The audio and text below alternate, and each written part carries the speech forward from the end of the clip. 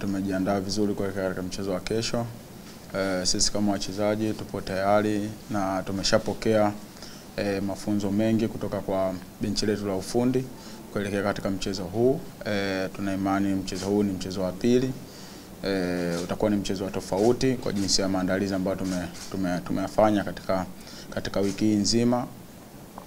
Kuna makosa ambayo tuliweza kuyafanya katika mchezo uliopita, walimu wamejaribu kuyafanyia kazi na kutengeneza kitu kipya ambacho tunaenda kukifanya katika mchezo huu. Utakuwa ni mchezo mzuri na sisi kama wachezaji tutakuwa katika furaha kubwa ya kuweza kucheza mchezo huu mbele ya mashabiki wetu.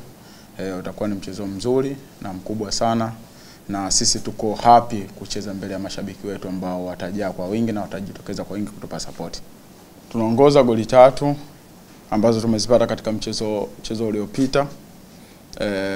Dakika 90 ambazo za mchezo uliopita zimepita na hizi ni dakika 90 mpya.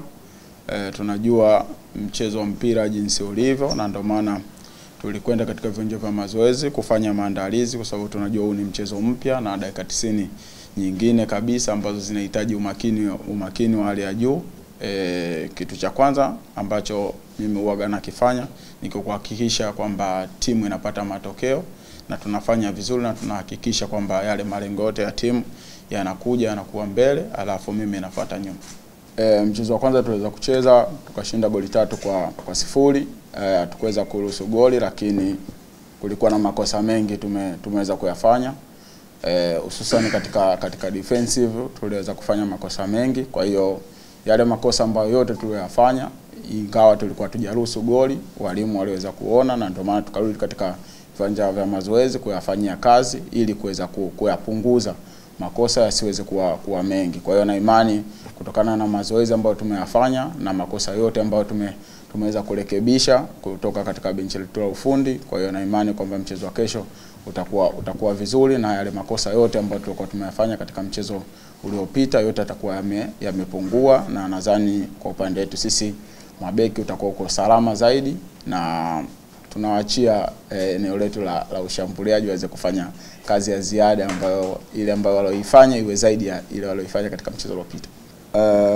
Ni nyakati ngumu na ni kazi ngumu kuiongoza timu kubwa yenye mashabiki wengi Tanzania katika mashindano kama haya. Kwa hiyo jukumu hilo mimi binafsi nimelibeba na liko katika mgongo wangu kuhakikisha kila hatua tunayofikia tuweze kufanya vizuri ili kuweza kufikia yale malengo ambayo ya klabu na mashabiki na wanachama wote wa Simba wamejiwekea katika msimu huu. Kwa hiyo najua na majukumu mazito yapo katika mgongo wangu na niko tayari kuyabeba kuhakikisha kile ambacho tunakihitaji kiweze kufanikiwa. Nimekuwa katika misimu mingi na nimepata kufundishwa na walimu mbalimbali. Kila mwalimu anapokuja anakuwa na filosofi yake na anakupa majukumu mapya ambayo wewe unatakiwa kuyafanya ndani ya uwanja. Kwa hiyo naweza kusema kwamba msimu huu kuna majukumu mengine mapya ambayo nimeweza kupewa na naweza kusema kadri mazoezi tunavyozidi kufanya mazoezi, kwa hiyo yale majukumu ambayo nimepewa na naendelea kuyatekeleza vizuri na imani baada ya wiki kadhaa itakuwa ni 100% nitakuwa natekeleza vile mwalimu anavyotaka. Tofauti upo kwa sababu aina ya uchezaji inakuwa ni mpya na vile vitu ambavyo tunavyofundishwa ni vipya. Kwa hiyo na imani kwamba uchezaji utaonekana ni mpya kwangu mimi na majukumu nitakayokuwa nayafanya ndani ya uwanja yatakuwa ni mapya. Kwa hiyo nachowaomba mashabiki, viongozi, wanachama wote waweze kuwa tayari kuona hivyo vitu vipya na majukumu mapya ambayo niko nayo.